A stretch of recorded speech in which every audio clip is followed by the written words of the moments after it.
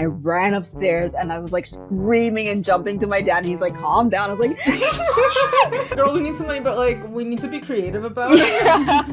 Like, I feel like if engineers are like the backbone, then like the controversies are the muscle.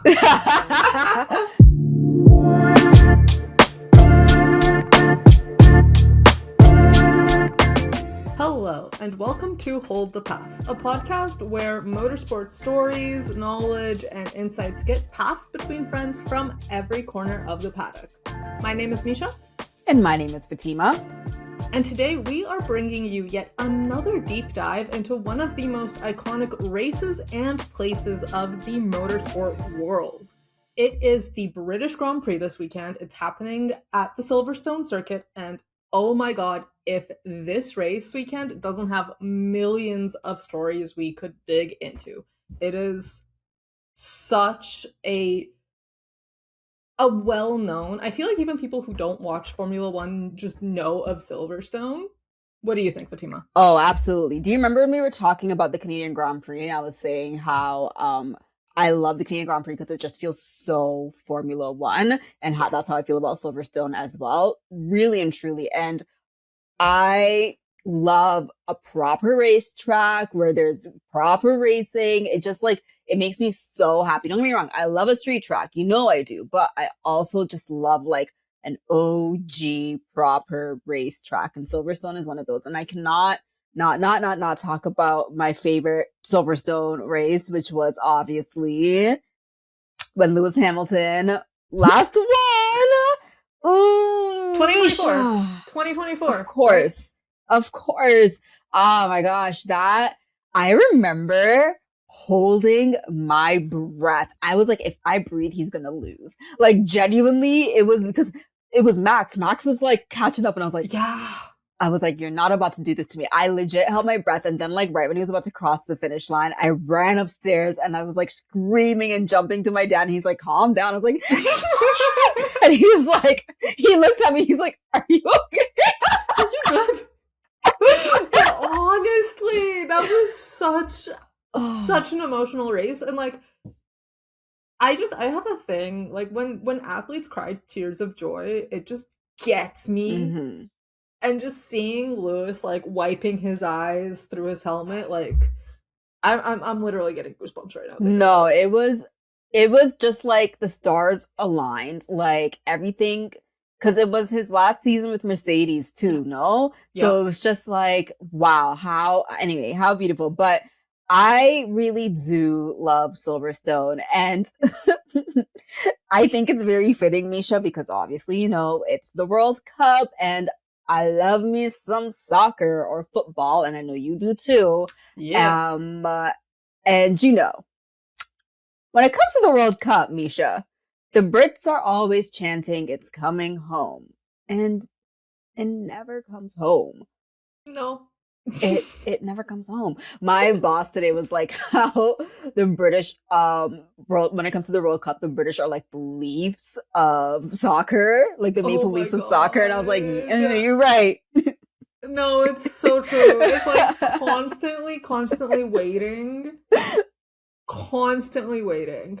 And every single time you think it's gonna be, this is the time, it's never the time. It's almost like Ferrari. This year is our year.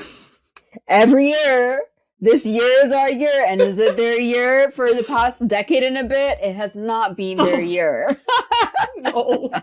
It's anything but their year. Literally. But I do think, though, when it comes to Formula One, the British are rightfully allowed to say that it's coming home. Because really and truly, as much as Formula One is an international sport, it really is at its peak a British sport, as we know.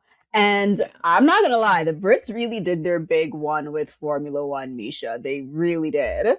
You're so right. And I think if we just look at like how many different British constructors there are, not just today, but like across the history of the sport, we can see just like how central the UK is to F1. Like, on the grid this year, I think there's like 7 teams or something that are all British constructors. And Cadillac, our newest edition, although they're an American team, don't they have like they have a facility in Silverstone? Actually, I think. I mean, I'm not gonna say I know, but I wouldn't be surprised. I feel like I heard they either have one or they're like building one or something. I'm sure like Yeah. almost all of them do or have to, just because like that's where it's Motorsport Valley, right? Exactly. No, literally, it's Motorsport Valley. And kind of speaking of Motorsport Valley, I'm just gonna go on a super quick tangent. Like, if we go back super far into history, do you know why so many teams are based in the UK? I actually don't. So, okay, Silverstone, this like area where the circuit is, actually used to be a Royal Air Force station during World War II. And so like imagine like massive airfields, like massive, super long, like kilometers long runways, hangars, stuff like that. And it was used by the Royal Air Force to train like Wellington bombers, I think they were called. Well, yeah. So after the war was done, obviously everything was shut down, but because it was like basically like all still there, like these massive runways, this wide open space, like racing enthusiasts just would like come and have like just like drag races basically. So like one of the very first big race events that happened in Silverstone wasn't even like by any sort of racing authority or anything. It was just like a random race, like a drag race, thrash race, whatever, back in like 1947. And then the first official race was in 1948.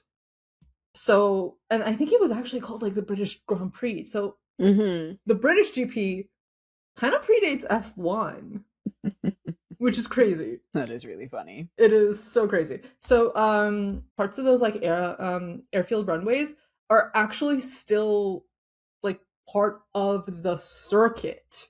Okay. So there's the Wellington Straight between turns 5 and 6.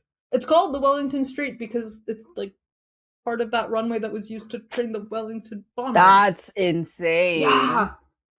Yeah. How crazy is that?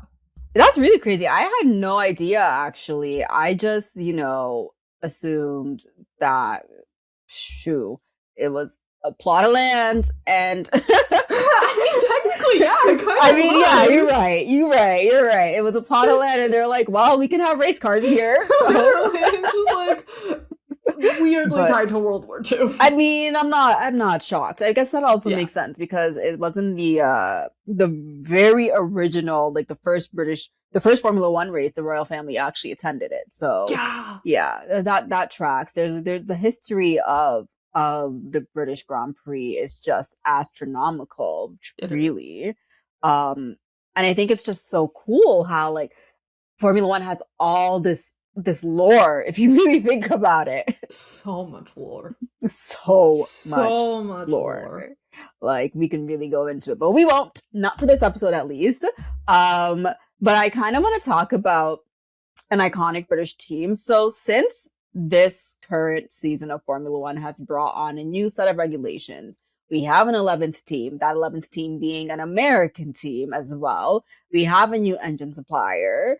And there's just a lot of things going on in the world of Formula One today. But I want to take it all the way back to the 1960s when Formula One was revolutionized. So, in honor of the upcoming British Grand Prix, I have to talk about the iconic Formula One team that's British, that is known as Lotus. Because Lotus did a lot for Formula One, especially under the ownership of Colin Chapman, who was also the founder of Lotus, should I say. I know. Okay. Now, one thing about Colin Chapman is he was truly the GOAT, Misha, like genuinely. From finding Lotus in 1952 to Lotus winning 7 constructors titles under his belt, he helped pioneer aerodynamics and ground effect into Formula One. Like, okay. And that's just the tip of the iceberg, by the way. There's so much that this guy did, and I'm just like, cool, just take all the brains. That's fine. We should do an episode on him. Like, just oh, on we him. will, because I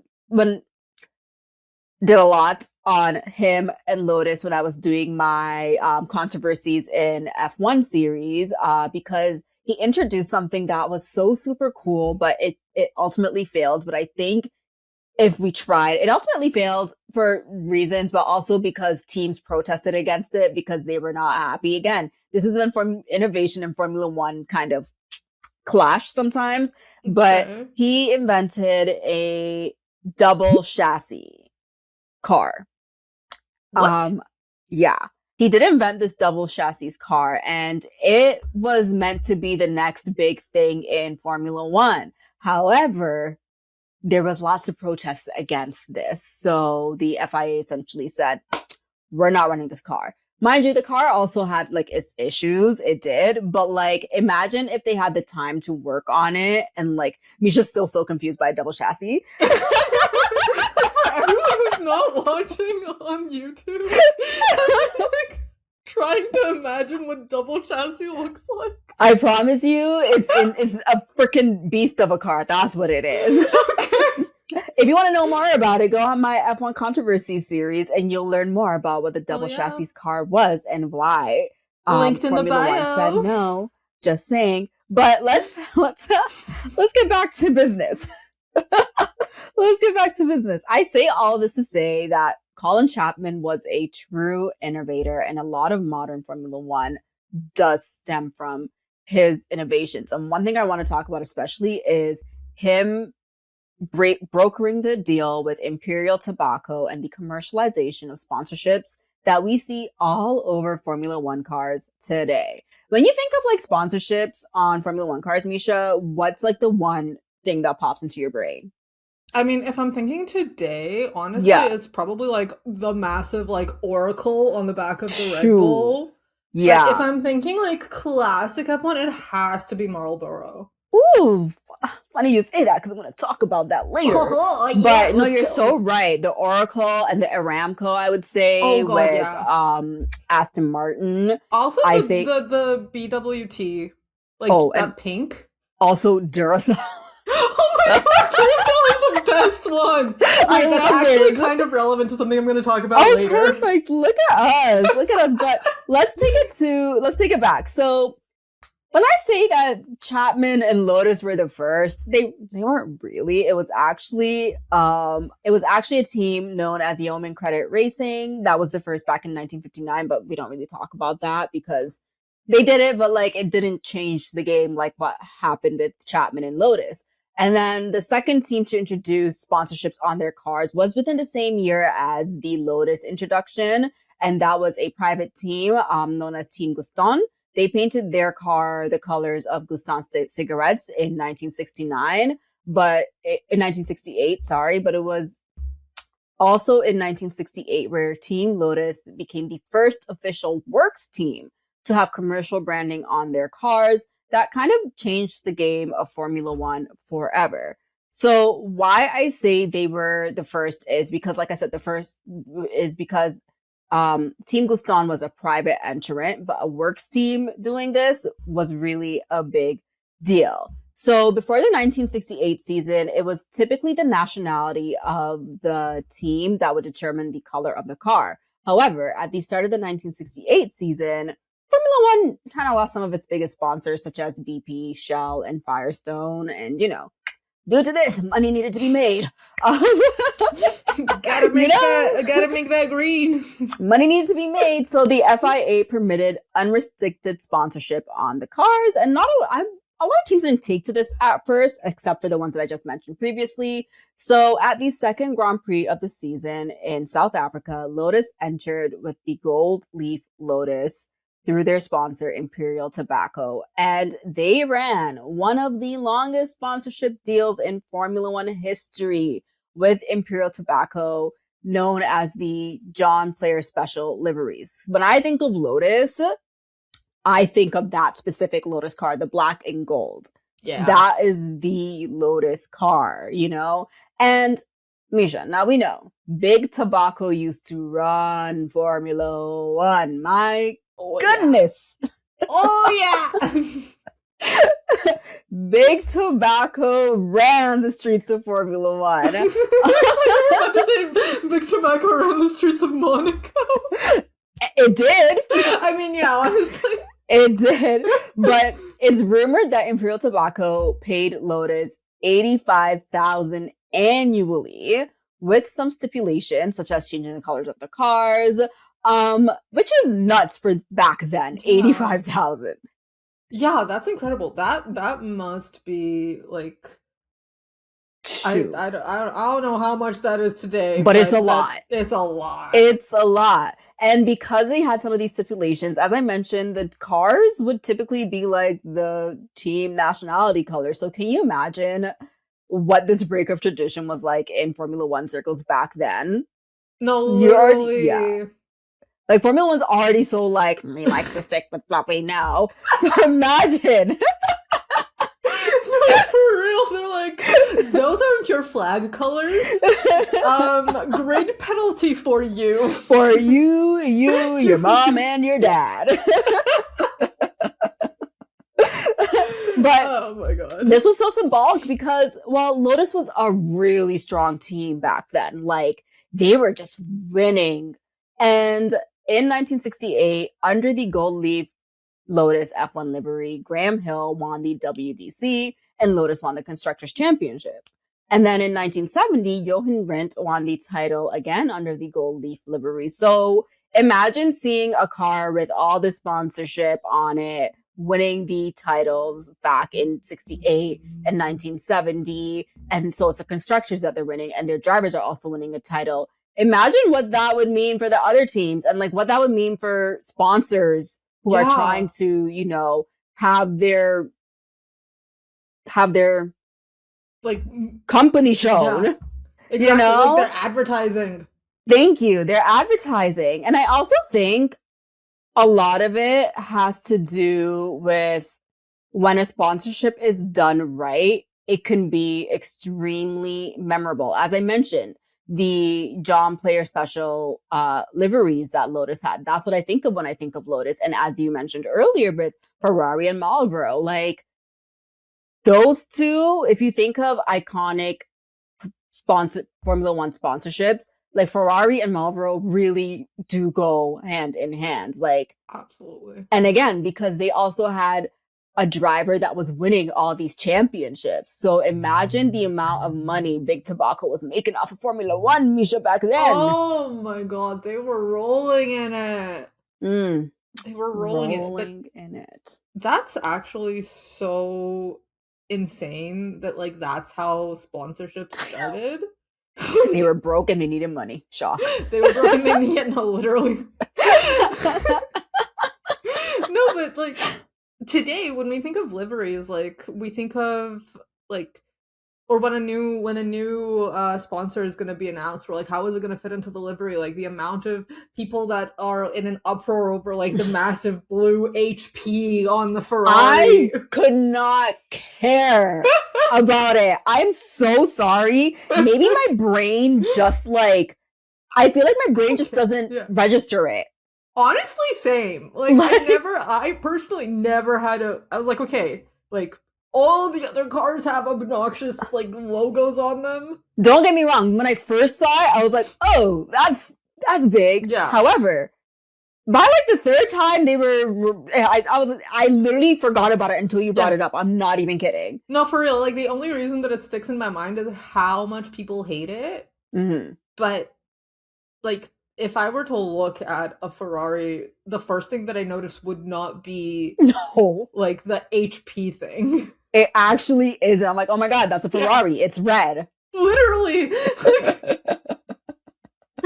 But yeah, no, liveries are, and now like we have all the special liveries, and there's so much attention paid to like the uniqueness and what teams are going to do and stuff like that. So kind of learning about the progression from national colors only to let's bring in some sponsorships to like iconic designs that brands have incorporated. Like, oh god, there were some really, no, this is a full tangent, but there were some really, really cool liveries in the past. I think Red Bull had like the Superman one that looked like the driver was Superman with like the cape. That's so sick, man. That was That super is cool. no, I love a good livery. And I think it is really funny how like liveries are such an integral part of Formula One now, when before it was just like, girl, we need some money. Which they still are like, girl, we need some money, but like now it's like with intention. Yeah. Girl, we need some money, but like we need to be creative about it. Can't just slap something on it. Everyone knows we're doing this for money, so we need to. No, but it's actually really cool how it traces back to a British team, and we talked about this a little bit at the beginning, but it's amazing how many British teams there are, and how many of them are in a relatively like localized place, like Motorsport Valley, right? But what I find super cool is kind of the effect of that. Because there are so many different teams in this one area, you also get a lot of really good talent, a lot of suppliers, a lot of innovations are all just kind of circulating constantly around this one epicenter. And you even get like engineers moving over like between teams all the time. And obviously this isn't just like limited to British teams. All the teams being kind of close together, and it kind of building this mecca of engineers trying to out engineer each other. But what ends up happening as a result of that is you also get a lot of really good education. So you get a lot of really good university programs about motorsports, and a lot of the teams have like student positions and internships, and there's a high concentration of specialized motorsports centers. And because of that, like that's why it like is called Motorsport Valley. Like it takes from Silicon Valley. I love that. Right? But I think my favorite thing about this, and it kind of goes back to that video that I made about F1 pit stops saving babies. I love video. Stuff like this. The iconic video. The iconic video. If you haven't seen it, go check it out. Seriously. Link in bio. We'll link all our stuff in the bio. You know what Project Pit Lane is, right? Yeah. Yeah. So for our listeners, I'm just gonna go on a little rant about Project Pit Lane. Go ahead. So cool. Basically 7 different Formula One teams all coordinated and worked together to help with the British response to COVID.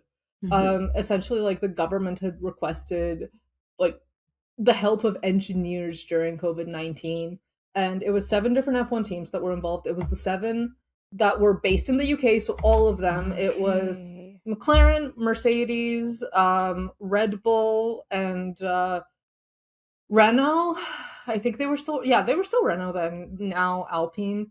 It was Williams, Haas, and what am I forgetting? Aston Martin. Makes sense. Who at the time were, I think, still called Racing Point.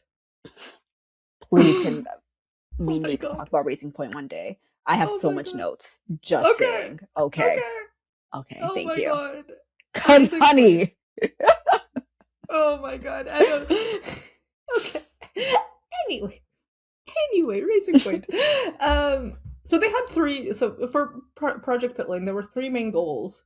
One was to kind of reverse engineer already existing medical devices, primarily ventilators, because obviously you needed stuff for like respiratory health at the time. Another goal was to help scale up the production of like existing ventilator designs, so just like making them faster and stuff. And a third was to come up with like new designs that could be quickly produced and manufactured. And if there is one thing that Formula One is so good at, it is making things quickly. It is pumping out prototypes, testing, getting stuff out. Like, just like, how many updates have we already had this season? Low key, Formula One could save the world. Honestly, if they put their minds to it. I'm just saying. If they put their minds to anything but motorsports, we would be in a very different position right now. Just like saying. not even like fine, put your mind to automobile design.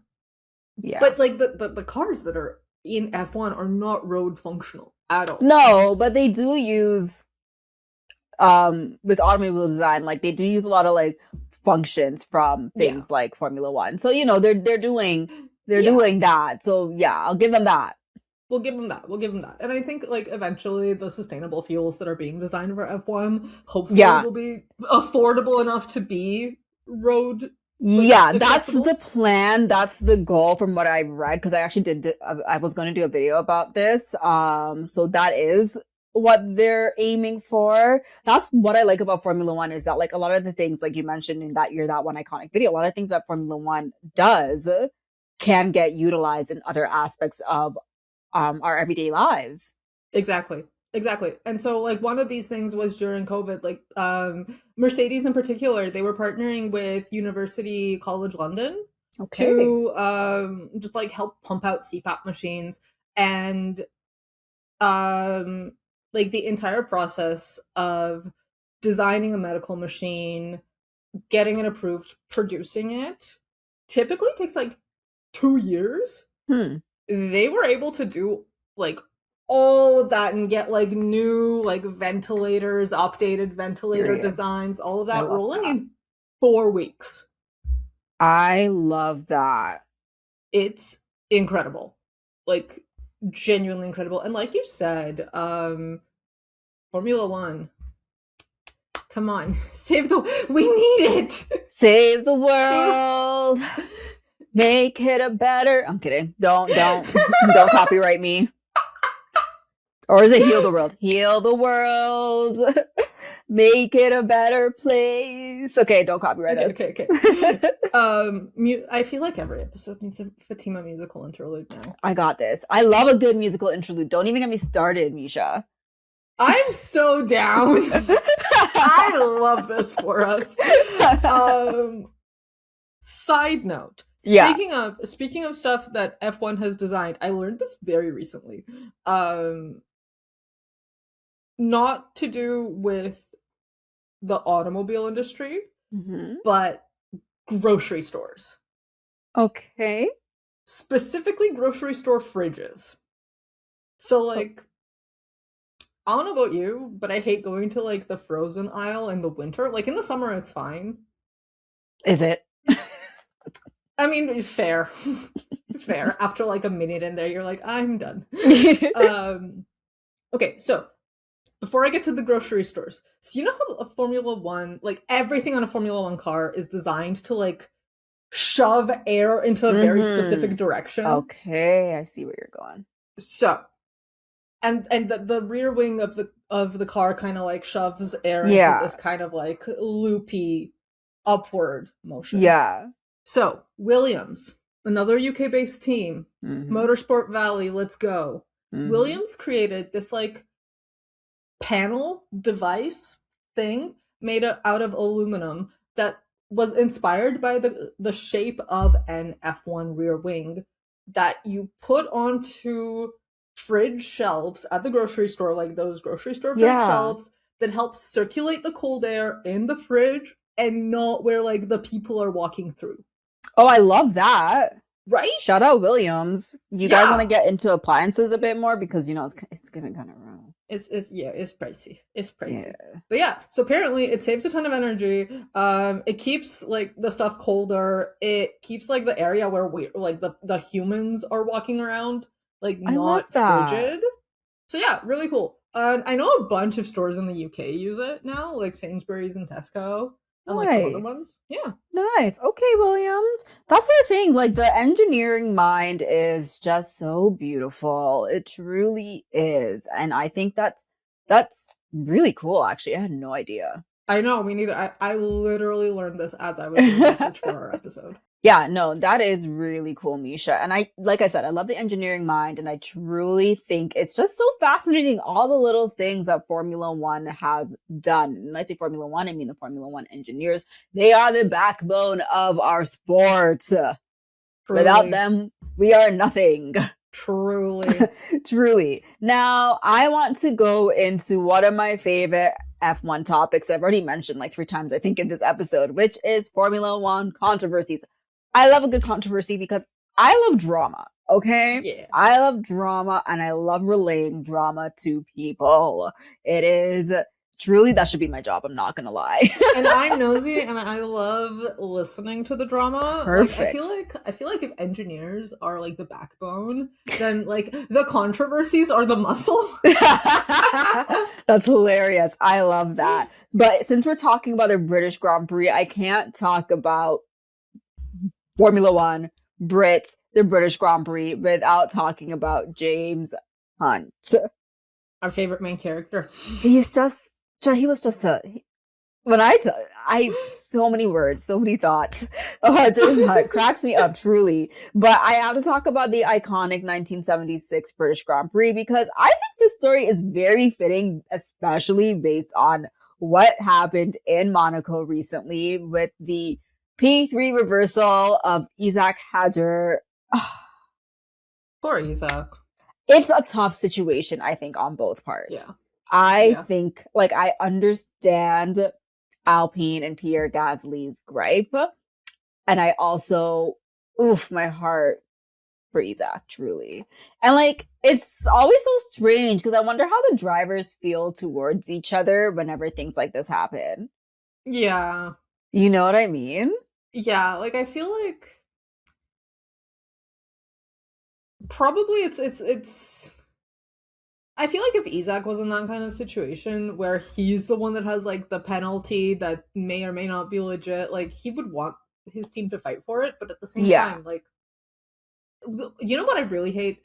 It's the delays. Because I think Isaac also had a penalty that was delayed. There were a bunch of different penalties that were supposed to be delayed. Oh, don't worry. I'm going to talk about a delay in this. Wonderful. It is the delays, and you're absolutely right. So let's get into the story. So the story goes on the first lap of the British Grand Prix, which was actually at Brands Hatch and not Silverstone specifically.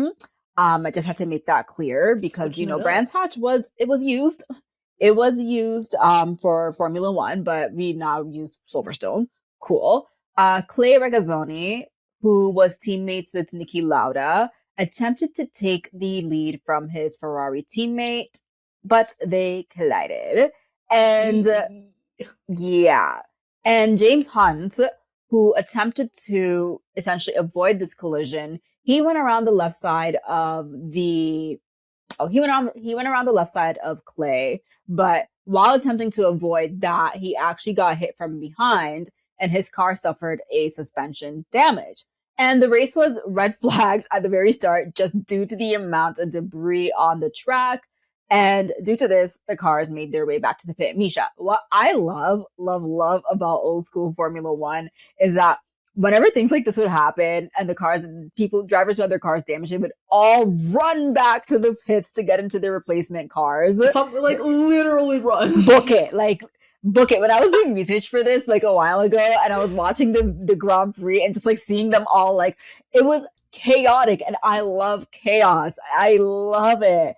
And I think what I love about it is that it was chaotic. It was also just very raw. And it's like the storyline of, oh my God, it had a damaged car, brought a replacement car. Are they still going to take the win? And now it's like, if you're out, you're out, which I also think is fair. And I get, but I just love the chaos of old school F1. I really do. No, honestly, and I think I've spoken about this in a previous episode of ours, but I remember reading about, I think it was a crash in Australia between like David Coulthard and Martin Brundle, and you just see Brundle like going, he has to like go all the way around the track.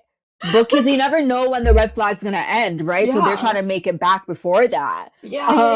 So in this instance though, while James Hunt's car was damaged, it wasn't damaged enough for him to like get out of his car and book it for a replacement car. So what he did was he drove through an access road on the Cooper Straight to make his way back to the pits, meaning that he did not make a complete full lap, which we know has happened many times in Formula One. But this instance would come to bite him really bad later because the stewards announced that only drivers who finished the first lap in their original cars could restart the race. And what did James Hunt do? He didn't finish that first lap. He didn't finish that first lap. Even though he stayed in his original car. Yep. Yep. So. Oh, that stings. It stings. But listen to this though. Because this first lap accident caused a very long red flag, nobody really knew what was going on. And people were confused. They were like, is James Hunt going to race? Is James Hunt not going to race? The debate was well and truly on. And because the red flag was so long, McLaren was actually able to repair James Hunt's damaged car. I know that's how long it was. And he didn't have to use a replacement car, which was if they didn't have, if they weren't able to fix it, they would give him a replacement car. But they didn't have to do that. And because this was the British Grand Prix, and because James Hunt is British or was British, the crowd was not playing about their driver, and they were growing really impatient, especially with them not knowing if Hunt was going to be allowed to race or not. So they started chanting. When I tell you chanting, like you can hear it on the broadcast. They're chanting, "We want Hunt! We want Hunt!" And they're chanting it, and they were throwing bottles on the track and bottles and debris on the track. And, you know, that's not going to make your guy come out faster. That's just going to make the red flag longer. Oh, no. In fear of the potential crowd trouble for not letting the home favorite race, the stewards later on allowed James Hunt to join the race restart, even though he didn't complete the first full lap. Okay, so my takeaway here is quiet mouths don't get fed. That part, Misha. You tell him. You tell him. But it gets even crazier. So, upon the race restart, you already know James Hunt and Niki Lauda, they got beef for life, okay? We already know that. Yeah. This is not helping. You know, upon the race restart, Niki Lauda, he was leading up until lap 45 and he faced a gear shift issue. And that's when, lo and behold, James Hunt took Niki Lauda for the lead and he ended up winning that race. Oh my God. Oh, and you know Ferrari was not going to take that. You already know Ferrari was not going to take that, especially with McLaren and Niki Lauda and James Hunt. You already know, Misha. So Ferrari, amongst two other teams, went on to protest the race results because they said that since under the regulations, since James Hunt did not complete the first lap following the red flag, he should not have been allowed to take the race restart. And, you know, they protested this, but the stewards dismissed it and they said, you know what, it's cool. Hunt's race win would stand. Ferrari said, no ma'am. Ferrari said, no ma'am. They went on to appeal it even further to to the governing body of British motorsport in general. And fun fact. They also agreed with the stewards. Oh my God. stating that while James Hunt did not finish the first lap, his car was still moving at the time the race stopped, allowing him to restart the race. I don't know. We're just not going to get into that. Some would say bias. Some would say bias. Not me. Some would say bias. I believe there's this term that sometimes you hear in Formula One. I don't know why it comes up, but British bias? British? I think it's pronounced. That's perhaps, perchance, maybe. Maybe. Again, Ferrari said absolutely not. Oh my God. They really were playing. Wow.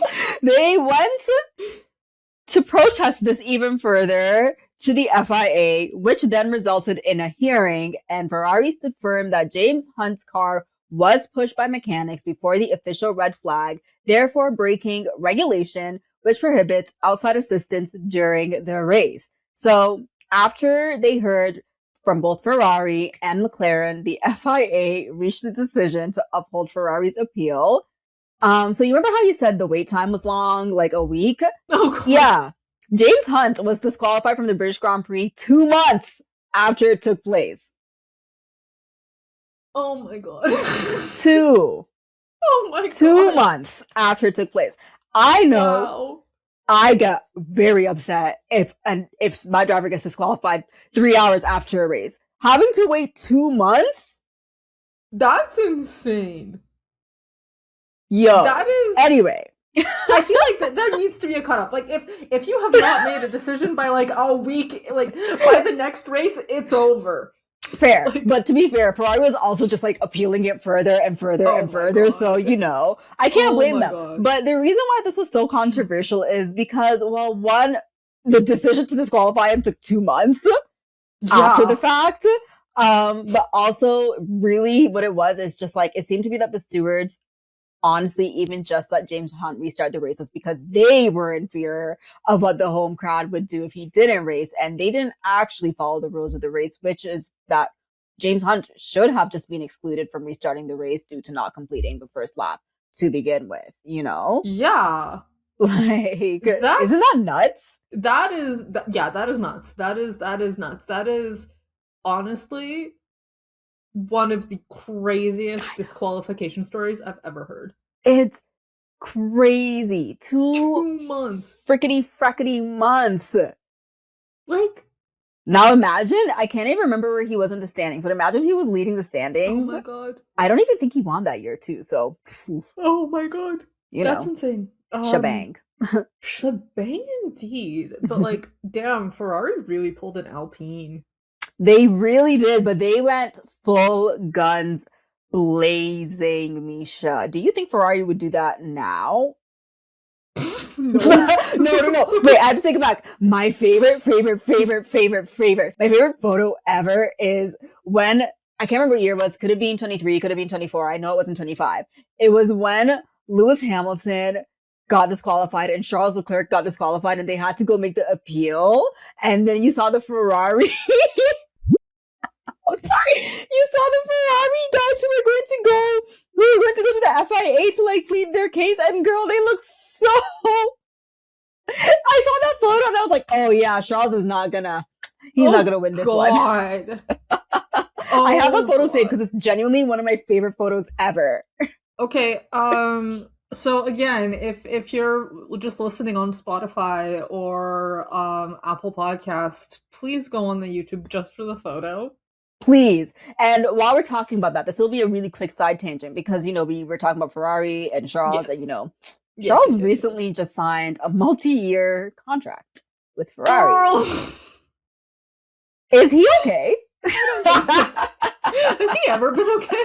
No, like genuinely, whatever delusion, maybe it's a match made in heaven because Ferrari got delusions, Charles got delusions, and they're perfect team of being delusion. It's giving like when you have a crush on someone and you're just like posting like a billion Instagram stories, like waiting for them to like you or like to like it. It's insane. Like, don't get me wrong. I understand like Charles's loyalties to Ferrari, but we were talking about this briefly off camera and like, I don't know if Charles is ever going to win a championship.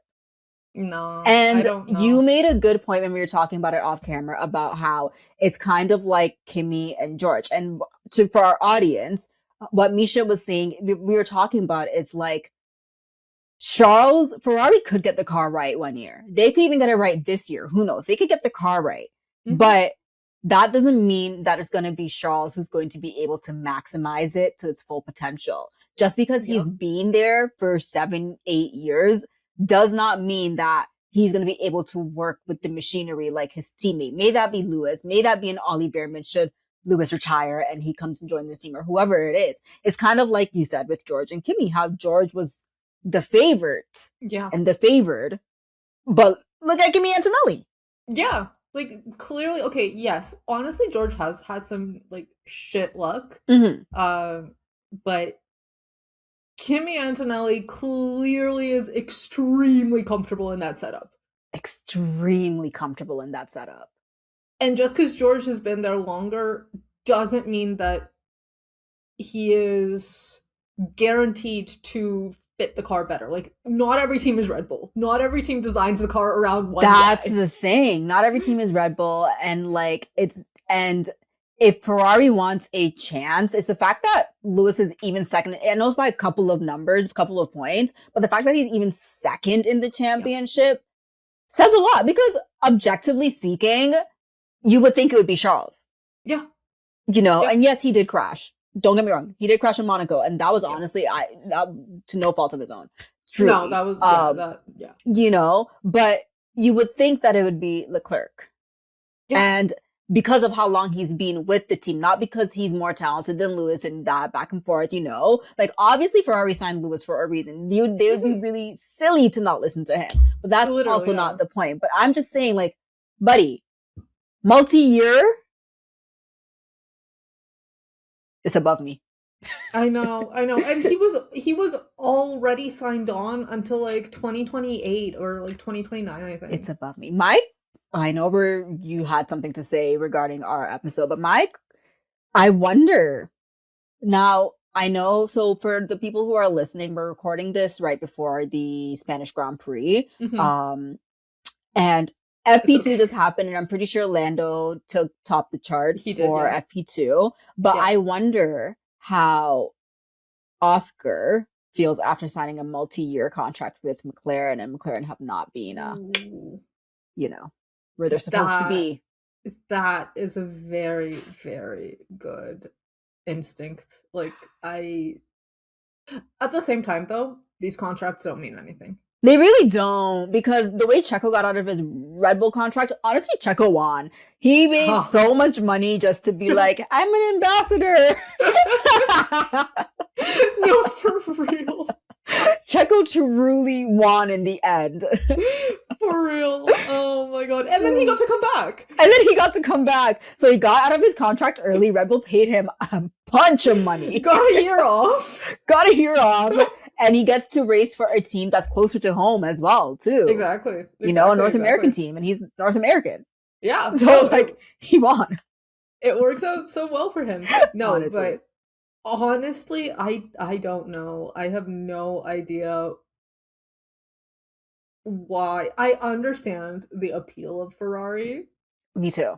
But I genuinely feel like there is, like, it comes to a breaking point. Like, you kind of need to be real with yourself. Do you want a championship, or do you want a championship with Ferrari? Thank you.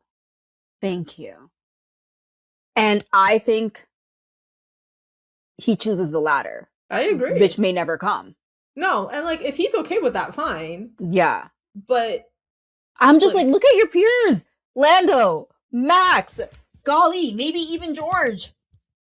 Kimmy, who's not his peer. Yeah. But like, I'm saying, like, his group that he came up with, like, I don't, aside from like Sainz and Alex, and like, they're with a team that's an underdog, especially Albon, you know? Yeah. So, but that could be a whole nother episode when we talk about like the class of 2019 specifically, and the class of whatever year Charles joined F1, because I can't remember, I'm not gonna lie. Because he didn't. No. Max 2018. joined. Yeah, I think he was a year before. It was 2018. Yeah. So anyway, back to the topic at hand, Misha. Tell me a bit more about what you want to talk about next. So, you know that I love the innovation of Formula One. You know that and this is why this particular episode for me is super interesting, and all I've been talking about is engineering. So when we first started this podcast, I remember talking about an incident where Jules Bianchi passed away. It was the Japanese Grand Prix episode. Yes, yeah. And from that stemmed the innovation of the halo. So Silverstone, the British Grand Prix, kind of has a similar story. A bit happier. Nobody passed away, thank God. For this specific incident. It was 2022. Zhou Guanyu. Do you remember that crash? I do. That was horrific. Basically, I think it was like a 3-person chain of events. Like Pierre Gasly tapped George Russell, who tapped Zhou Guanyu, who just his car went upside down, slid, went like off track, like into the runoff, and eventually ended up getting caught in the fence. My God. So basically, because he was upside down for a majority of this crash, the halo saved his life. But the halo is one thing. What they found after recovering his car post-crash led to some pretty intense safety regulations being reevaluated. So, yeah, tell me more. The roll hoop of an F1 car. For those who are not familiar with the roll hoop, remember when I said Duracell would come up again? The Williams car, the Duracell, that's the roll hoop. Okay, yes. That is the roll hoop.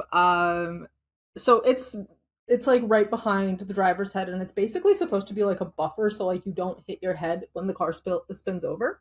So that part was missing on Joe's car, like just straight up ripped off during the crash.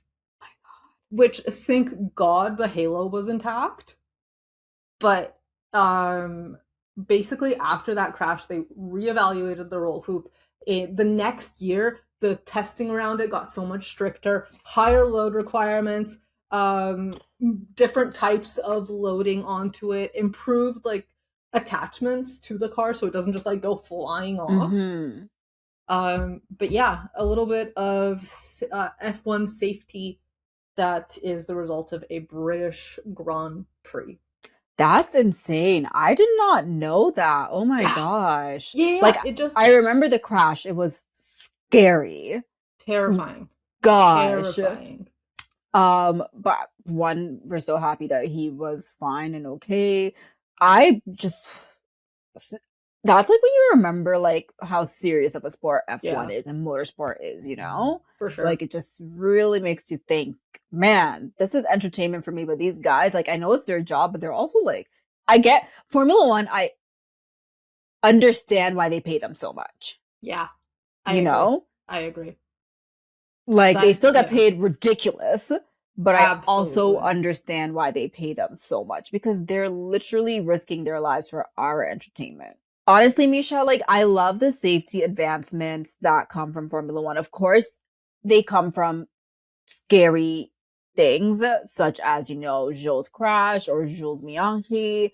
But I truly do think that I do appreciate how serious they take it when these things do happen because safety is of the utmost important. Like anything can happen, but as long as the drivers are safe, I am always happy. And the British Grand Prix, as we mentioned, has had so many iconic moments. We haven't even like scratched the surface of all the iconic moments at the British Grand Prix because it's just pure history. Like it is legit history, like how they kind of evolved into what they evolved into. And I know I really enjoyed this conversation. I hope you did too, Misha. I did. I really did. This has been the Hold the Past podcast. I've been your host, Fatima. And I've been your host, Misha.